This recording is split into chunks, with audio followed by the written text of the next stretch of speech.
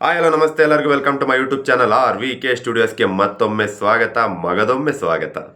ನಾನೀಗ ಮಾತಾಡೋದಕ್ಕೆ ಅಂತ ಬಂದಿರತಕ್ಕಂಥ ಟಾಪಿಕ್ ಏನಪ್ಪ ಅಂತಂದರೆ, ಪ್ರತಿಯೊಬ್ಬರು ಕಮೆಂಟ್ಸಲ್ಲಿ ಮತ್ತು ಮೆಸೇಜಲ್ಲಿ ಕೇಳ್ತಾ ಇದ್ರಿ, ಆ ಒಂದು 5 ಕೋಟಿ ವೋಟಿಂಗ್ಸ್ ಯಾರದ್ದು, ಅದ್ರ ಬಗ್ಗೆ ಏನಾದರೂ ನಿಮಗೆ ಮಾಹಿತಿ ಸಿಗ್ತಾ, ಅದ್ರ ಬಗ್ಗೆ ಸ್ವಲ್ಪ ವಿಡಿಯೋ ಮಾಡಿ ದಯವಿಟ್ಟು ಅಂತ ಸಾಕಷ್ಟು ಮೆಸೇಜ್ಗಳು ಬರ್ತಾನೆ ಇತ್ತು. ಅದಕ್ಕೋಸ್ಕರ ಒಂದಷ್ಟು ನನ್ನ ಸ್ನೇಹಿತರು, ಒಂದಷ್ಟು ಮಾಧ್ಯಮ ಮಿತ್ರರು ಅವ್ರ ಹತ್ರ ಎಲ್ಲ ಸ್ವಲ್ಪ ವಿಚಾರಿಸ್ಕೊಂಡು ಈ ಒಂದು ವಿಡಿಯೋನ ಮಾಡ್ತಾ ಇದ್ದೀನಿ. ಹಾಗಾಗಿ ಆ 5 ಕೋಟಿ ಗಡಿ ದಾಟಿದ ವೀರರು ಯಾರು, 5 ಕೋಟಿ ದಾಟಿರ್ತಕ್ಕಂಥ ವೋಟಿಂಗ್ಸ್ ಯಾರ್ದು, ಆ ಒಂದು ಸಣ್ಣ ಮಾಹಿತಿ ಜೊತೆ ಈ ಒಂದು ವಿಡಿಯೋ.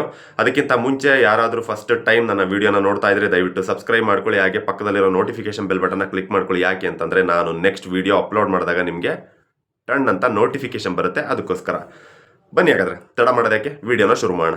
ಮೊದಲನೇದಾಗಿ ನಿನ್ನೆ ಆ್ಯಕ್ಚುಲಿ ಅದು ನಿನ್ನೆ ನೈಟಾ ಅಥವಾ ಇವತ್ತು ಬೆಳಗ್ಗೆನೂ ಬಂದಿರಂಗಿದೆ ಪ್ರೋಮೋ. ನಾನು ನೀವುಗಳೆಲ್ಲ ಕೇಳಿದ್ಮೇಲೆ ಆ ಪ್ರೋಮೋ ನೋಡಿದೆ.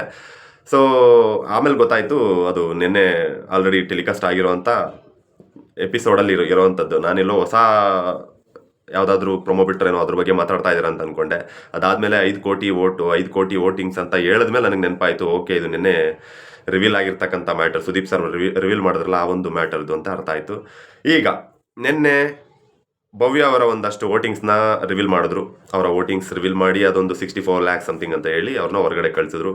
ಈಗ 5 crore ವೋಟಿಂಗ್ಸ್ ಅಂತ ಹೇಳ್ತಾ ಇದ್ದಾರೆ. ಈಗ ನಾನು ಸ್ವಲ್ಪ ಜನಕ್ಕೆ ಈಗ ಕೇಳಬೇಕಾಗಿರೋದು, ನಾನು 3 ಕೋಟಿ ಗಡಿ ದಾಟ್ತಿದ್ದಾರೆ ಅಂತ ಹೇಳಿ ಅವರು ಒಂದು ದಾಖಲೆನ ಬರೆದಿದ್ದಾರೆ ಅಂತ ಹೇಳಿದೆ. ಯಾರು? ಹನುಮಂತು ಅವರು ದಾಖಲೆ ಬರೆದಿದ್ದಾರೆ. ಆಮೇಲೆ ಮೋಕ್ಷಿತಾ ಅವರು ಮತ್ತು ತ್ರಿವಿಕ್ರಮ್ ಅವರು 3 ಜನ 3 ಕೋಟಿ ಗಡಿಯನ್ನು ದಾಟಿ ದಾಖಲೆ ಬರೆದಿದ್ದಾರೆ ಅಂತ ಹೇಳಿದೆ. ಆಗ ನೀವುಗಳು ಅಂದರೆ ಕೆಲವೊಬ್ರು, ಎಲ್ಲರೂ ಅಲ್ಲ ಕೆಲವೊಬ್ರು ನನಗೇನಂತ ಕೇಳಿದ್ರಿ, ನಿಮ್ಗೆ ಹೆಂಗೆ ಗೊತ್ತದು 3 ಕೋಟಿ ಗಡಿ?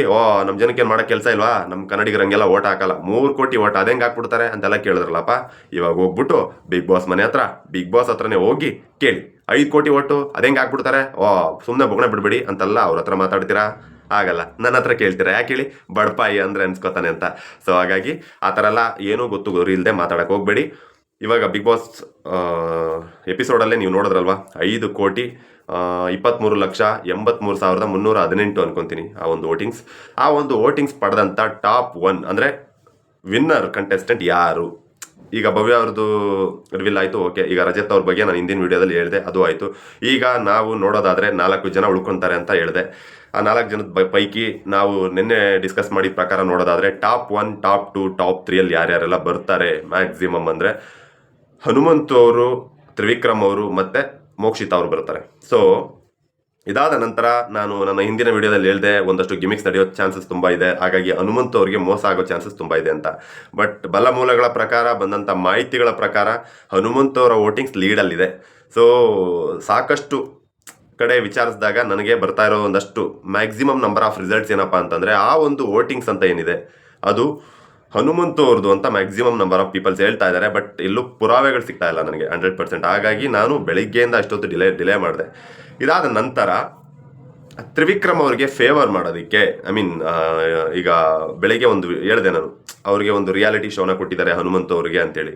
ಈಗ ತ್ರಿವಿಕ್ರಮ್ ಅವ್ರಿಗೆ ಕಪ್ಪನ್ನು ಕೊಟ್ಟು ಹನುಮಂತು ಅವ್ರಿಗೆ ಯಾವುದು ನೆಕ್ಸ್ಟ್ ರಿಯಾಲಿಟಿ ಶೋ ಅಲ್ಲಿ ಒಂದು ಚಾನ್ಸನ್ನು ಕೊಟ್ಟು ಮೋಕ್ಷಿತ್ ಅವ್ರಿಗೆ ಏನು ಮಾಡ್ತಾರೆ ಅಂತ ಒಂದಷ್ಟು ಜನ ಕೇಳ್ತಾ ಇದ್ರಿ. ನಾನು ಈಗ ಅದ್ರ ಬಗ್ಗೆ ಮಾತಾಡೋ ಅವಶ್ಯಕತೆ ಇಲ್ಲ. ನಾವು ಜಸ್ಟ್ ಇವಾಗ ಏನು ಡಿಸ್ಕಸ್ ಮಾಡಬೇಕು ಅಂತಂದರೆ ಟಾಪ್ 1, ಟಾಪ್ 2, ಟಾಪ್ 3 ಅಂತ ಏನಾದರೂ ಕನ್ಸಿಡರ್ ಮಾಡಿಕೊಂಡಾಗ ಅಲ್ಲಿ ನಮ್ಮ ಒಂದು ಊಹೆ ಪ್ರಕಾರನೇ ಬಂದರೆ ಆಬ್ವಿಯಸ್ಲಿ ಜನಕ್ಕೆ ಗೊತ್ತು.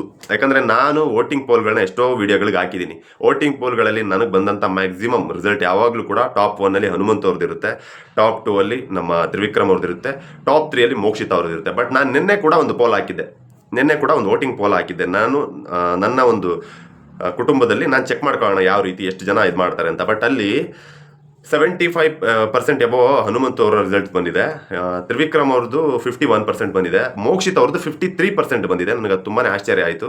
ಆಮೇಲೆ ಮಂಜಣ್ಣ ಅವರ ಫ್ಯಾನ್ಸ್ ಕೂಡ ತುಂಬಾ ಅಗ್ರೆಸಿವ್ ಆಗಿದ್ದಾರೆ. ಅವರು ಕೂಡ ಇವರಿಬ್ಬರು ಪೈಕಿ ಎಷ್ಟೋ 51-50 ರೇಂಜಲ್ಲಿ ಅವರು ಕೂಡ ಕಾಂಪಿಟೇಟ್ ಮಾಡಿ ವೋಟಿಂಗ್ ಮಾಡಿದರು. ಸೊ ಹಾಗಾಗಿ ನನಗೆ ಇದು ಬರೀ ನನ್ನ ಒಂದು ವೋಟಿಂಗ್ ಪೋಲ್ಸ್ ಬಗ್ಗೆ ಹೇಳ್ತಾ ಇಲ್ಲ, ನನ್ನ ಸ್ನೇಹಿತರು ಒಂದಷ್ಟು ಜನ ರಿವ್ಯೂ ಕೊಡುವಂಥವ್ರು ಇದ್ದಾರೆ, ಆಮೇಲೆ ಮಾಧ್ಯಮ ಮಿತ್ರರು ಸ್ವಲ್ಪ ಜನ ಇದ್ದಾರೆ. ಅವರೆಲ್ಲರ ಒಂದು ವೋಟಿಂಗ್ ಪೋಲ್ಗಳಲ್ಲಿ ಕೂಡ ಇದೇ ರಿಪೀಟ್ ಆಗಿದೆ ಅಂತೆ. ಸೊ ಹಾಗಾಗಿ ನಂಬರ್ಸ್ ಡಿಫರೆನ್ಸ್ ಆಗಿರ್ಬೋದು, ಆದರೆ ರಿಸಲ್ಟ್ಸ್ ಮಾತ್ರ ಇದೇ ರೀತಿ ಇದೆ. ಫಸ್ಟ್ ಹನುಮಂತು ಅವರು, ಆಮೇಲೆ ಸೆಕೆಂಡ್ ಸ್ಥಾನಕ್ಕೆ, 2ನೇ ಸ್ಥಾನಕ್ಕೆ, ರನ್ನರ್ ಅಪ್ ಸ್ಥಾನಕ್ಕೆ ಮ್ಯಾಕ್ಸಿಮಮ್ ಪೈಪೋಟಿ ನಡೀತಾ ಇದೆ. ಅದು ತ್ರಿವಿಕ್ರಮ್ ಅವರು, ಮೋಕ್ಷಿತಾ ಅವರು, ಇವರಿಬ್ಬರ ಮಧ್ಯೆ ಮಂಜಣ್ಣ ಅವರು ಸಿಕ್ಕಾಬಟ್ಟೆ ಕಾಂಪಿಟೇಷನ್ ಕೊಡ್ತಾ ಇದ್ದಾರಂತೆ. ಅದು ನನಗೆ ನಿಜವಾಗ್ಲೂ ನಂಬಕ್ಕಾಗ್ತಾ ಇಲ್ಲ. ಯಾಕೆ ಅಂತಂದರೆ ಒಂದೇ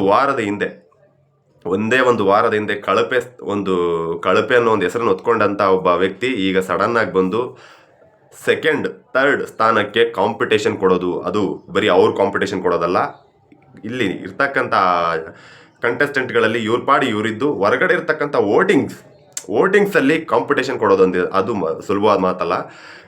ಅದಕ್ಕೆ ಸಿಕ್ಕಾಬಟ್ಟೆ ಒಳ್ಳೆ ಮನಸ್ಸಿರಬೇಕು, ಎಲ್ಲದಕ್ಕಿಂತ ಹೆಚ್ಚಾಗಿ ಒಳ್ಳೆ ಅಭಿಮಾನನ ಸಂಪಾದಿಸಿರ್ಬೇಕು.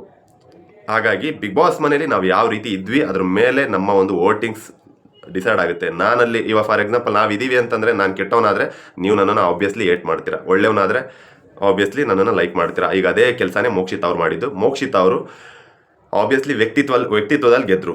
ಹಾಗಾದರೆ ತ್ರಿವಿಕ್ರಮ್ ಅವ್ರಿಗೆ ಗೆಲ್ಲಿಲ್ವಾ? ತ್ರಿವಿಕ್ರಮ್ ಅವರು ಟಾಸ್ಕ್ ವಿಷಯದಲ್ಲಿ ಸಿಕ್ಕಾಬಟ್ಟೆ ಪೈಪೋಟಿ ಕೊಟ್ಟಿದ್ದಾರೆ. ಪೈಪೋಟಿ ಅನ್ನೋದಕ್ಕಿಂತ ಹೆಚ್ಚಾಗಿ ಟಾಸ್ಕ್ ವಿಷಯದಲ್ಲಿ ಎದುರಿಸ್ಬಿಟ್ಟಿದ್ದಾರೆ ಎಲ್ಲರೂ. ಯಾರು ಕೂಡ ಟಾಸ್ಕ್ ಅಂತ ಬಂದರೆ ತ್ರಿವಿಕ್ರಮ್ ಅವ್ರನ್ನ ಮೊದಲು ತಲೆಗೆ ತಗೋತಾರೆ, ಅವ್ರ ಜೊತೆ ಆಡೋದಕ್ಕೆ ಎದುರ್ತಾರೆ, ಭಯ ಪಡ್ತಾರೆ. ಹಾಗಾಗಿ ಟಾಸ್ಕ್ ಕ್ವೀನ್ ಅಂತ ನೀವೇನೋ ಹೇಳ್ತೀರಿ, ಆ್ಯಕ್ಚುಲಿ ನನಗೆ ಟಾಸ್ಕ್ ಕ್ವೀನ್ ಅಂತೆಲ್ಲ ಗೊತ್ತಿಲ್ಲ, ಟಾಸ್ಕ್ ಕಿಂಗ್ ಅಂತ ಹೇಳಕ್ಕೆ ಇಷ್ಟಪಡ್ತೀನಿ. ಅದು ನಮ್ಮ ತ್ರಿವಿಕ್ರಮ್ ಅವ್ರನ್ನ. ಅಫ್ಕೋರ್ಸ್ ಟಾಸ್ಕ್ಗಳ ವಿಷಯದಲ್ಲಿ ನಾವು ಅವ್ರನ್ನ ಅಪ್ರಿಷಿಯೇಟ್ ಮಾಡ್ತೀವಿ. ಇನ್ನು ನಮ್ಮ ಹನುಮಂತವ್ರು ಹಂಗಂತ ಮೋಕ್ಷಿತ್ ಅವ್ರು ಆಡಿಲ್ವಾ ಅಂತ ನೀವು ಮೋಕ್ಷಿತಾ ಫ್ಯಾನ್ಸ್ ಕೇಳಬೇಡಿ. ಮೋಕ್ಷಿತ್ ಅವ್ರು ಇಷ್ಟ ಆಡಿದಾರೆ ಅಂತ ನಾವು ಲಾಸ್ಟ್ ಟೈಮ್ ಫಿನಾಲಿಗೆ ಎಂಟ್ರಿ ಆಗುವಂಥ ಟೈಮಲ್ಲಿ ಬ್ಯಾಕ್ ಟು ಬ್ಯಾಕ್ ಟಾಸ್ಕ್ಗಳನ್ನ ಆಡಿದ್ರಲ್ಲ, ಅಲ್ಲೇ ಅವರು ಎಷ್ಟು ಗಟ್ಟಿಗಿತ್ತಿ ಅಂತ ತೋರಿಸ್ಕೊಂಡ್ರು. ಸೊ ಹಾಗಾಗಿನೇ ಅವರ ಒಂದು ಪರಿಶ್ರಮದಿಂದನೇ ಅವ್ರು ಇವತ್ತು ಭವ್ಯ ಅವರು ಹೊರಗಡೆ ಹೋದರೂ ಕೂಡ ಇಲ್ಲಿ ಬಂದು ನಿಂತಿದ್ದಾರೆ. ನಾನು ಹಿಂದಿನ ವಿಡಿಯೋಗಳಲ್ಲಿ ಎಷ್ಟೋ ಸಲ ಹೇಳಿದ್ದೆ, ಕಂಪ್ಯಾರಿಟಿವ್ಲಿ ಮೋಕ್ಷಿತಾ ಅವರ ಫ್ಯಾನ್ಸ್ ಸಿಕ್ಕಾಬಟ್ಟೆ ಜಾಸ್ತಿ ಇದ್ದಾರೆ, ಭವ್ಯ ಅವರ ಫ್ಯಾನ್ಸಿಗೆ ಕಂಪೇರ್ ಮಾಡಿದ್ರೆ ಅಂತ ನಾನು ಸಿಕ್ಕಾಬಟ್ಟೆ ಸಲ ಹೇಳಿದ್ದೆ, ಅದು ರಿಪೀಟ್ ಆಯಿತು. ಈಗ ನನಗೆ ಬಂದಿರತಕ್ಕಂಥ ಮಾಹಿತಿ ಪ್ರಕಾರ ಹೇಳಬೇಕಂತಂದರೆ ಆ 5,23,83,318 ಏನೋ ವೋಟಿಂಗ್ ಇದೆ ಅಲ್ವ, ಅದು ಸಮಥಿಂಗ್ ಒಂದು ನಂಬರ್ ಏನೋ ಮಿಸ್ಟೇಕ್ ಆದರೆ ದಯವಿಟ್ಟು ಕ್ಷಮೆ ಇರಲಿ. ಆ ಒಂದು ವೋಟಿಂಗ್ಸ್ ಏನಿದೆ ಅದು ಹನುಮಂತು ಅವ್ರದ್ದೇ ಅಂತ ಮ್ಯಾಕ್ಸಿಮಮ್ ರಿಸಲ್ಟ್ಸ್ ಬಂದಿದೆ. ಬಟ್ ಒಂದು 40% ತ್ರಿವಿಕ್ರಮ್ ಅವ್ರದ್ದು ಕೂಡ ಹೆಸರು ಬರ್ತಾ ಇದೆ. ಸೊ ಹಾಗಾಗಿ ನನಗೆ ಅದರದ್ದೊಂದು 50-50 ಅಂತ ಹೇಳೋಕ್ಕಾಗಲ್ಲ, 60-40 ಇದೆ. 60% ಹನುಮಂತು ಅವರದ್ದೇ ಅಂತ ಒಂದು ರಿಸಲ್ಟ್ ಬಂದಿದೆ, 40% ಅದು ತ್ರಿವಿಕ್ರಮ್ ಅವರ ರಿಸಲ್ಟ್ ಅಂತ ಬಂದಿದೆ. ಅದನ್ನು ಬಿಟ್ಟು ಅವ್ರನ್ನ ಹೊರತುಪಡಿಸಿ ಬೇರೆ ಯಾರ ಹೆಸರು ಕೂಡ ಬಂದಿಲ್ಲ.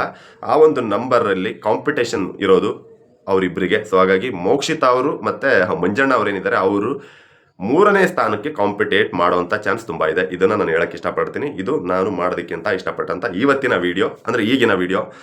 ನೀವೆಲ್ಲ ಕೇಳಿದ್ರಿ, ಇಷ್ಟೊತ್ತವರೆಗೂ ನನಗೆ ಅದೇ ಮೆಸೇಜಲ್ಲೆಲ್ಲ ಅದೇ ಮಾಡ್ತಾ ಇದ್ರಿ. ಸೊ ಹಾಗಾಗಿ ನಾನು ಅದ್ರ ಬಗ್ಗೆ ಮಾತಾಡ್ತಾನೆ ಇದ್ದೆ. ಹಾಗಾಗಿ ಮಧ್ಯಾಹ್ನದವರೆಗೂ ನಾನು ವೆಯ್ಟ್ ಮಾಡಿ ಒಂದಷ್ಟು ಸುಮ್ಮನೆ ಬಂದು ಮಾತಾಡಬಾರ್ದು ಅನ್ನೋ ಕಾರಣಕ್ಕೆ ವಿಚಾರಿಸಿನೇ ನೋಡಿದೆ. ಹಾಗಾಗಿ ಮ್ಯಾಕ್ಸಿಮಮ್ ಆ ಒಂದು ರಿಸಲ್ಟ್ಸ್ ಹನುಮಂತು ಅವರದ್ದೇ ಅಂತ ಬಲ ಮೂಲಗಳು ಹೇಳ್ತಾ ಇದೆ.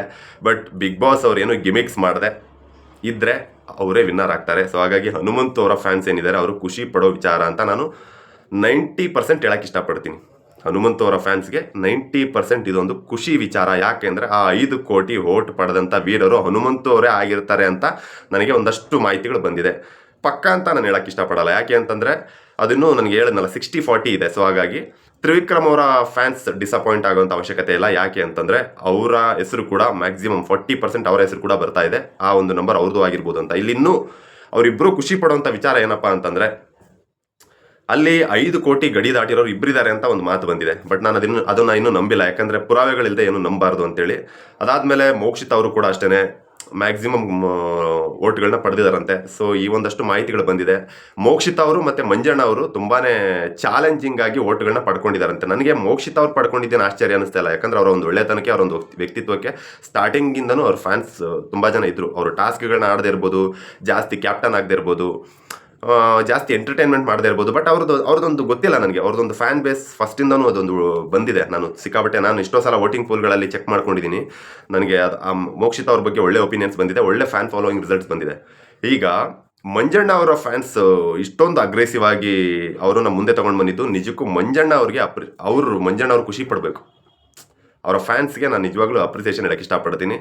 ಈ ರೇಂಜಿಗೆ ಕಾಂಪಿಟೇಷನ್ ಮಾಡಿ ಎಲ್ಲೋ ಇದ್ದವರು ಟಾಪ್ 6 ಎಲ್ಲೋ ಹೋಗ್ತಾರೆ, ಅಥವಾ ಹೋದ ವಾರನೇ ಮನೆಗೆ ಹೋಗ್ತಾರೆ ಅನ್ನೋಂಥ ವ್ಯಕ್ತಿನ ತೊಗೊಂಡು ಬಂದು ಟಾಪ್ 3 ಕಾಂಪಿಟೇಟ್ ಮಾಡೋ ರೇಂಜಿಗೆ ತೊಗೊಂಡು ಬಂದು ನಿಲ್ಸಿದ್ದಾರೆ. ನಾನು ಪ್ರತಿ ಸಲ ಹೇಳ್ತಾ ಇದ್ದೆ, ಮಂಜಣ್ಣ ಅವರು ಕರೆಕ್ಟಾಗಿ ಬದಲಾದರು ಅಂದರೆ ವಿನ್ನರ್ ಕಾಂಪಿಟೇಷನ್ ಕೊಡುವಂಥ ವ್ಯಕ್ತಿ ಅಂತ ನಾನು ಮುಂಚೆಯಿಂದ ಹೇಳ್ತಾ ಇದ್ದೆ. ಅದು ಸತ್ಯ ಆಯಿತು. ನೋಡಿದ್ರ, ಮಂಜಣ್ಣ ಅವರ ಫ್ಯಾನ್ಸ್ ಕೂಡ ಖುಷಿ ಪಡ್ಬೋದು.